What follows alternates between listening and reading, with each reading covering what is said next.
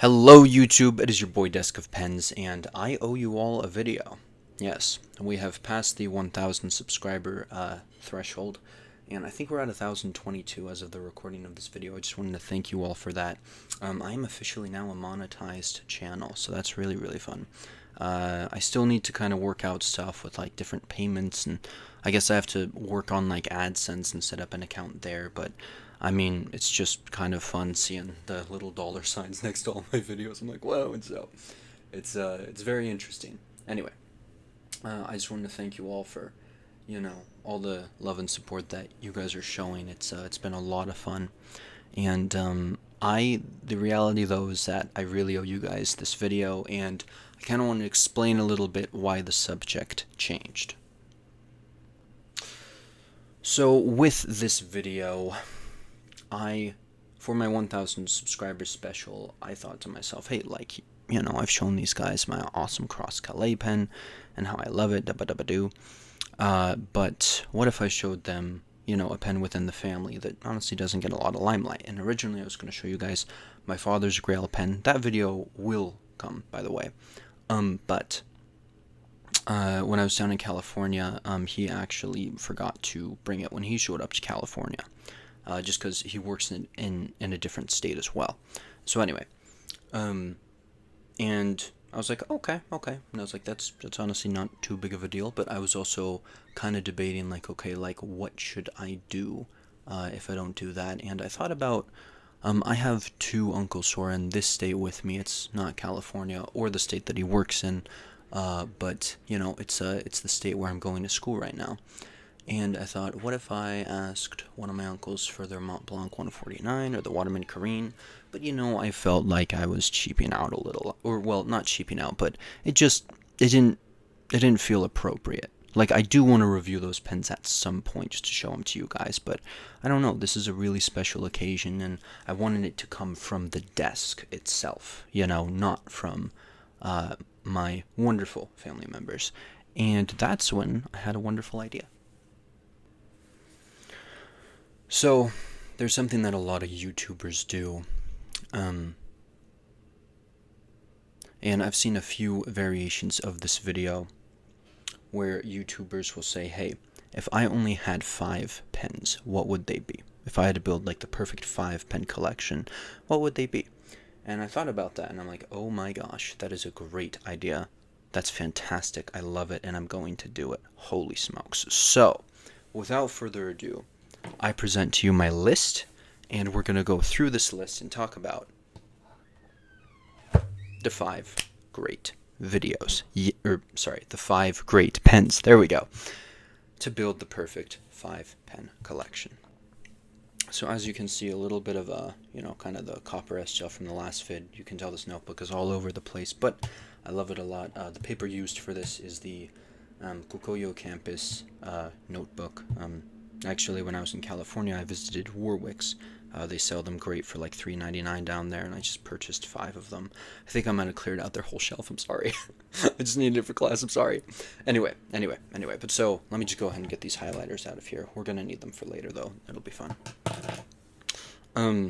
So, yeah, we're just going to get down this list. Each one serves a very specific purpose, and each one is honestly very special to me in its own unique way. And, yeah, let's go ahead and just get into list number 1. Or option number 1, I should say. So, option number 1, I just call it the lend a pen. Sometimes, as a pen collector, we have our valuable pens. We have the things that we love and we think are fantastic. And sometimes people forget their pen. And I see it on Reddit, I see it on Amazon reviews, all these different things like, oh, I lost this pen, I gave it to somebody at work. I saw that it got borrowed and it was never brought back type of thing. And that's a big bummer. That is a big bummer. And I definitely don't want people to feel like they have to give up their really fancy pens. And I certainly don't want to. And so my solution, what I've decided is, hey, I am going to give the wonderful people out there a very fine gel pen. And you know it and you love it. And anytime they ask me for it, I would pull this out of my bag and I would just give it to them. And that would be, of course, the Pilot G2. Now, as you guys know, I do prefer the ink from the Sharpie S Gel. With that said, the Pilot G2's ink is also very, very splendid. And so it's almost like the difference between, I don't know, vanilla or chocolate. Like you might have a preference, but you'd be happy to get either one. And this is chocolate for me. Some people like chocolate over vanilla, and hey, I respect that too. But anyway. And so yeah. So this right here, the Pilot G2. Yeah, just a fantastic pen. I have it in 0.5. The reason that I've chosen this between all the different affordable gel pens, and the reason why I chose the gel pen over the ballpoint pen is because, in all honesty, look, I want people to have a good writing experience. I could have let this be a big crystal, but I'm like, hey, you know what? I actually want them to, enjoy something that's so simple and affordable. And through an engineering perspective, it is fantastic because this little puppy right here enables you to put through any refill you want, be it a Sharpie S Gel, Pentel Energel, anything that is in this wonderful shape. Whereas with the S Gel and with the Energel and all the different gel pens out there, taking a Pilot G2 refill into it is darn near impossible. You'd have to remove this piece, and in all honesty, I don't. I tried that once and it kind of messed up the refill, so I really don't recommend it. But yeah, this is just a very cheap, a very ergonomic, lightweight, affordable, smooth pen. There really is nothing that you can go wrong with here. And while it would be the primary lend-a-pen friend, I could also see it being an EDC pen or a note-taking pen. The Security and Grail pen are two different things and kind of different philosophies as well that I will get into later. But yeah, that's option number one. Love it. Option number 2, the EDC pen, beat out all 4 of these options for honestly one specific reason. So to kind of begin, I thought to myself, like, okay, like I want a pen that I can carry every day, something kind of durable and tough and, can stand the test of time. And all of these, to be fair, are very, very good. And, I was considering the Parker Jotter for a second. And I'm like, hey, this is a nice thing. It's compatible with Parker style refills. I think right now I have a Uniball Jetstream in 0.38 millimeter, extra fine, beautiful. Yep, there you go, the S6R 600, made in Japan, fantabulous pen. I love it to death, just very, very smooth. I love the needle point on it, but there was kind of a problem with this wonderful pen. And that's that whenever I had it in my jean pocket, I carry it in my right jean pocket, at like my 1 o'clock basically. But anytime, I'd go to sit down or something, sometimes, my big old belly or, I don't know, it would just get really compressed and deploy the pen. And I'm like, oh, I do not like that. And so that is the one thing that kind of eliminated the Jotter. And it's the same thing with our beautiful Schneider Slider Rave Extra Broad. Again, like an awesome pen, arguably better than the Jotter due to its ergonomic grip and all the different refills that can go with it. This is a great option, by the way, for those who don't care too much about that. Like, I really would recommend this pen. It's obviously not as stylish as the Jotter, but hey, it's still a great pen. But again, kind of that click button right there. I wanted a retractable pen for it. It eliminated all the twist and capped ones. It's because they are the most convenient. You take them, you click them, and you're ready to go. You're ready to write. But again, that was just kind of the one flaw right there. And so then I started to think about it. So let me just get these guys out the way. I thought to myself, well, what if I had something like this? What if I had this, Fisher Space Pen, Cap-O-Matic, very nice, kind of click, and, the beautiful thing is because the click is half the pen, you put it in the pocket, there's not really anything to press down on to get this thing to deploy. It just kind of holds right there, and you're good to go. However, a flaw that I have noticed with the Cap-O-Matics is sometimes they still deploy, because if you have something else in your pocket, it kind of rubs up against it. Oh, look at that, it just deployed. So that's a bit of a flaw, and you're like, oh no, that's not very fun. So I had to eliminate that one. Then I thought about this beautiful guy, and it almost made the cuts because this is the Lamy logo ballpoint pen, and there will be a video on this coming up shortly. In fact, I have now a Lamy Safari ballpoint, and this beautiful ballpoint, and a Jetstream inside, extra fine. Jet Pens told me it was, 0.5. I'm convinced it could be a 0.38, but we will also see. Anyway, and, I thought, like, hey, this one is pretty smooth, it's pretty interesting, and it probably wouldn't grab too much, but there was a very fatal flaw with this pen. I don't know what they were doing at Lamy, but they didn't consider it. but see that right there?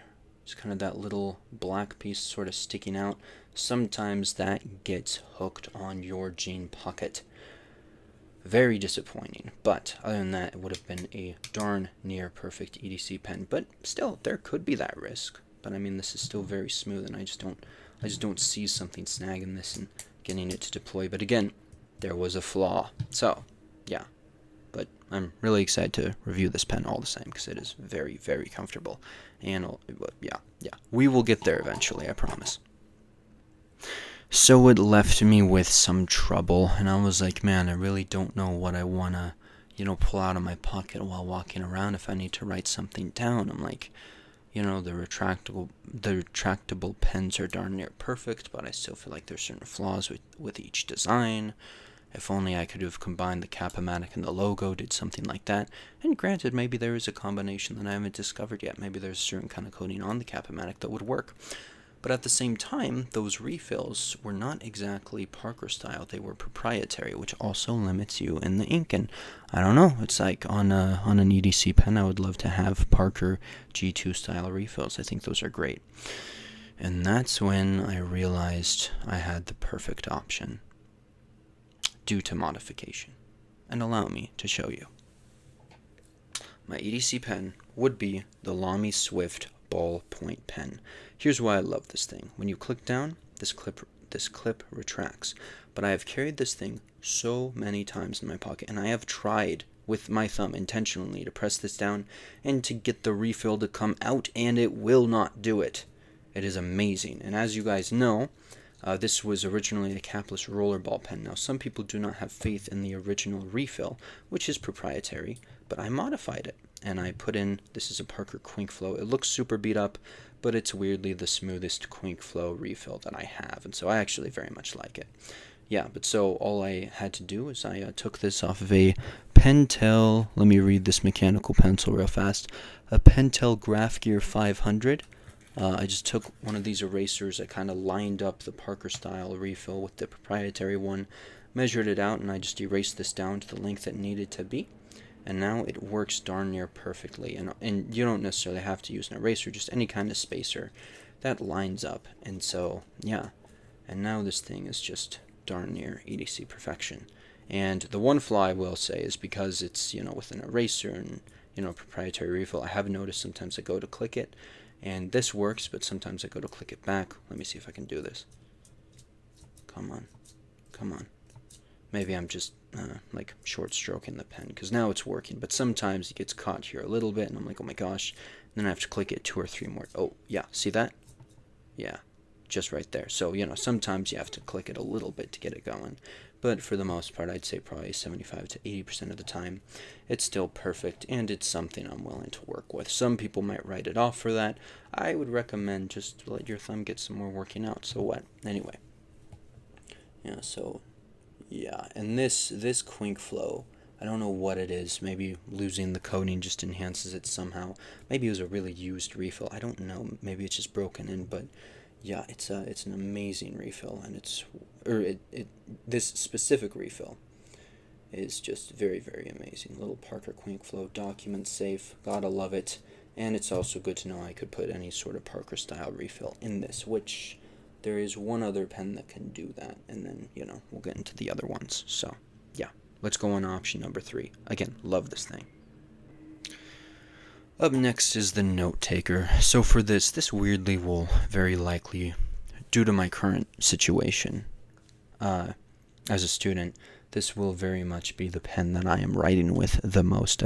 I will keep this in my bag to keep it protected, or I would if I just had 5 pens. And yeah, that's what I would do with it. And for this, I need a pen that's lightweight. I need a pen that is durable. A pen that is ergonomic, a pen that is just oh so flowy and amazing.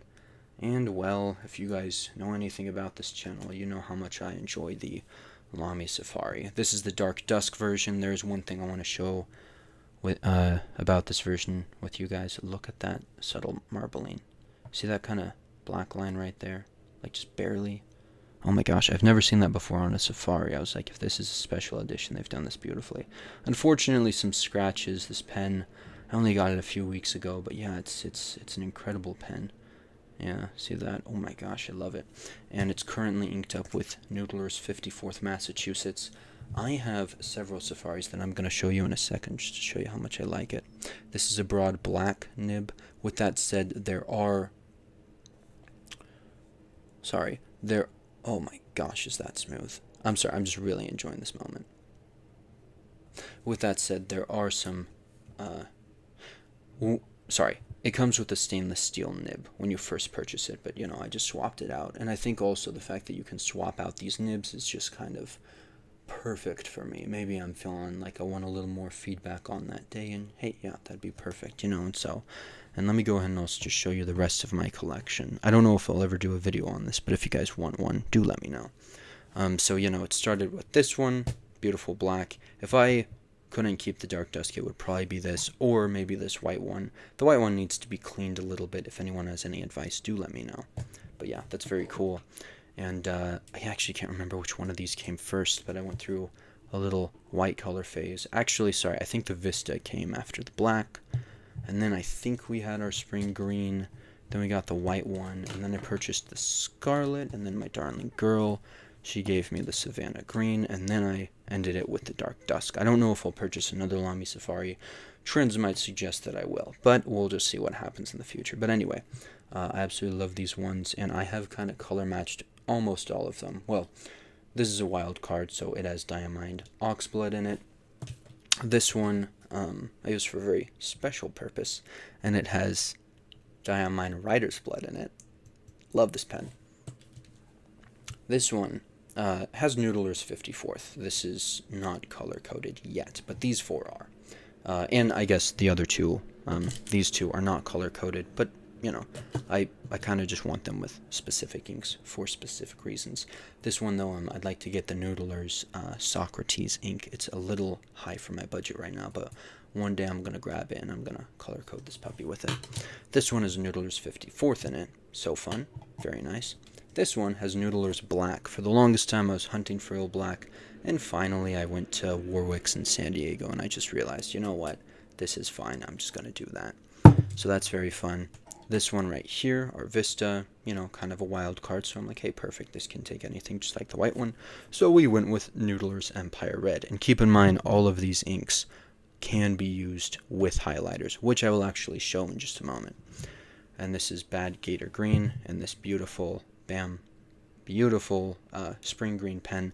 There's not really a specific waterproof ink or any ink, that really matches this one. But, you know, it's still plenty fun. In fact, let me just go ahead and ink up and highlight and just kind of show you guys just how amazing these inks are. And, yeah. Well, so here's the results. So... It looks like I stand a little corrected in terms of the Gator Green and the Empire's Red. There's a little bit of smidging on each ends of these ones, but the Noodler's 54th is fine, and the black I also think is okay. You can see a little bit of smidging right there, or smudging, sorry. And so, you know, you might just want to give them a little more time, but compared to other inks, like, they're very, very good, yeah. With that said, though, you may want to give them a little more time just to dry, so that's absolutely not bad. But the Noodler's 54th is a pretty good bet, which is why I'd probably keep this one. Which, you know, this is what pens I would keep forever. Not what inks, but, you know, I still just wanted to show this to you guys. So, anyway, bit of a side quest, my bad. Bye. This next pen is I call it a security pen, yeah, and... This is for sure my most controversial option. I guess kind of part of what I'm thinking here is a lot of people call these tactical pens, or I don't know, maybe like fighting pens. Usually it's more called tactical pens. I'm not the biggest fan of that term because tactical pens sound kind of aggressive, and this isn't something that I would ever want to go out and, you know, just actively fight a person with. That is just a little too far for me. And obviously self-defense and whatnot, that is a very controversial subject, especially in the United States.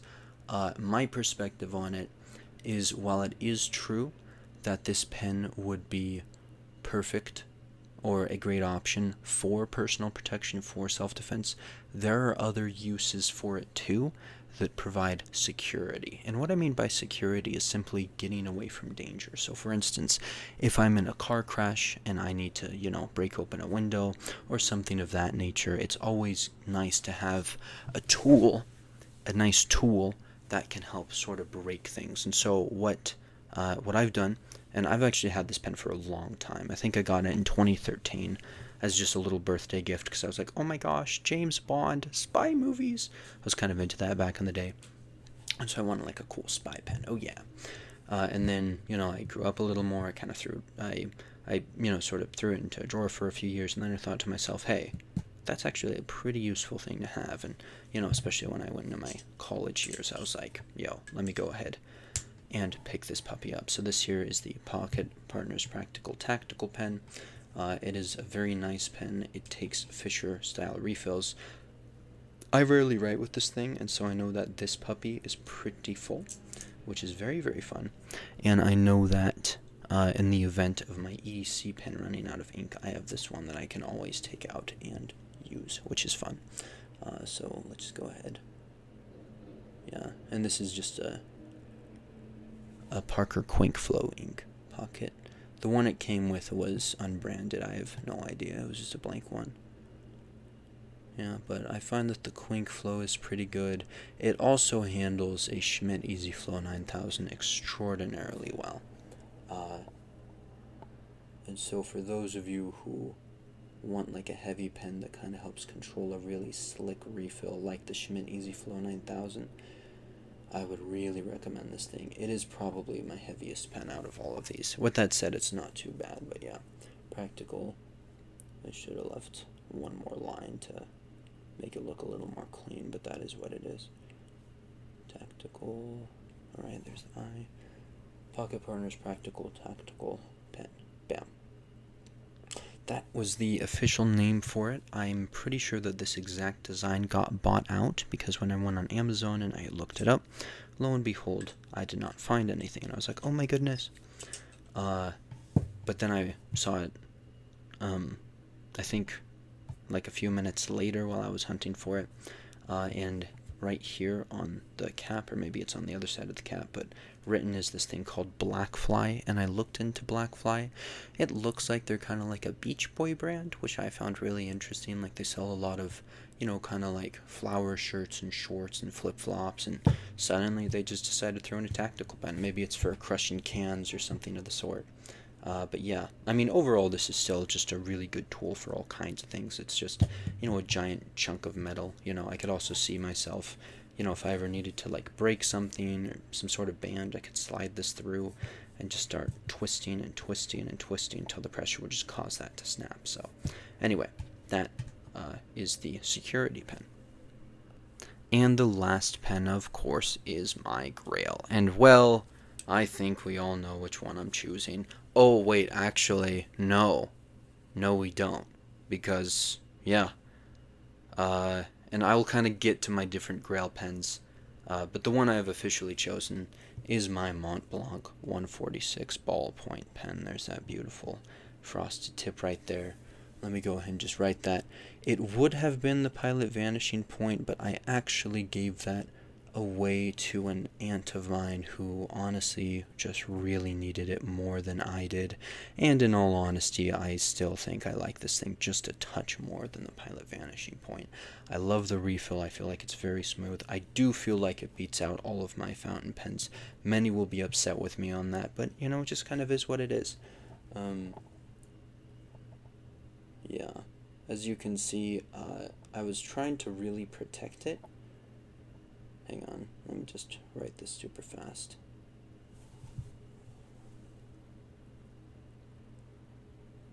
And this is, I can't remember if I said a 149, but really it's a 146. They don't make the 149 in a ballpoint pen, it's just a 146. Yeah, I absolutely love this. I love the look of it. I love the finish. I was trying to make sure it would not get scratched, and part of that, unfortunately, what I did is I took it and I put it in this beautiful kind of pen pouch, but I guess it's sort of a little rough in here, and I just didn't realize that, and so I scratched it on the ends, which is annoying. A little bit of polish will bring it out. I just actually need to take the time and sit down and do that. But yeah, that's my Grail pen. I absolutely love this thing. It's like perfect in meetings, perfect in all kinds of things, and also is really light. It'd make a great note taker. Not a lend a pen, and probably not an EDC or a security, but also a note taker would be fantastic. Competes right up there with the Lamy Safari, which, as you all know, is honestly my favorite fountain pen out of like all of them that I've had. It really is just that good. It's awesome. Anyway, yeah, but this is a beautiful pen, and I love it a whole lot. My beautiful Meisterstück 146, you know, just ready to chill. As you guys know, my name is on this, and I'm still trying to remain anonymous, so I'm going to cover that. I'm sorry, guys. I still love you all, though, just for the record. But anyway, yeah, it's a very, very beautiful pen. So yeah, okay, cool. Let me just line them up and give you guys some thoughts. So here they all are, the Mont Blanc on its nice little sleeve, and the rest withstanding the elements and the camera sliding. One moment. Okay, I decided to take a higher approach with the camera angle. As I was saying, here's all 5 of them. So from right to left, we have the Pilot G2 as the lend a pen, the Lamy Swift as an EDC, the Lamy Safari as a note taker, the Pocket Partners Practical Tactical Pen, now Blackfly pen, as a security pen, and then the Mont Blanc 146 ballpoint pen. So yeah, these are the 5 that I would keep. Let me know what you guys think. I realize we weirdly kind of don't have any rollerballs. I do love my rollerballs, just for the record. I think they're all fantastic. But yeah, I guess kind of at my heart and soul, I am sort of a ballpoint kind of guy. We have 3 of 5 of these being ballpoints. As you know, I came from ballpoints. So yeah, I mean, I guess that kind of has had some sway on me when I was thinking about my decisions here. Ultimately, for me, a lot of it comes down to the reliability of these designs and stuff. And one thing that I will point out is probably the weirdest aspect between all 5 of these is my EDC pen, the Lamy Swift, is, I think, on Amazon the cheapest. It's like a $30 to $50 range pen. I actually forgot to point that out. But yeah, and basically what I just say is I'm honestly willing to take that risk for really great engineering. And so yeah, it's a very convenient and very wonderful pen. I love the grip, yeah. And I love all of these pens. You know, they all have great grips, they all have really good weight. Even if I was just writing with the Practical Tactical pen for the rest of my life, it has so much that's great about it that it honestly wouldn't bother me too bad. And I would be really, really happy to write with just that pen. Yeah, but let me know what you guys think. And hey, thank you all so much for 1,000 subscribers. Please know that there are more videos on the way. They will be coming. Let me know if there are any pens that you saw in this video that you would like to see in particular, like a specific kind of Lamy Safari. If you guys want to see the Dark Dusk, you certainly can. I would love to do a video on that, or anything else. I have a lot of plans for a lot of different videos. I am gonna do more kind of like scripted videos as well, especially with fountain pens. There are other pens though that, you know, are awesome, but I don't know. I just kind of feel like fountain pens are sort of meant for that, like that very I don't know, that sort of posh feel almost. But if you'd like to see ballpoints being filmed in that format, I would love to. And yeah, so anyway, this is your boy Deska Pens signing off. And again, thank you all. And I hope you all have a great day.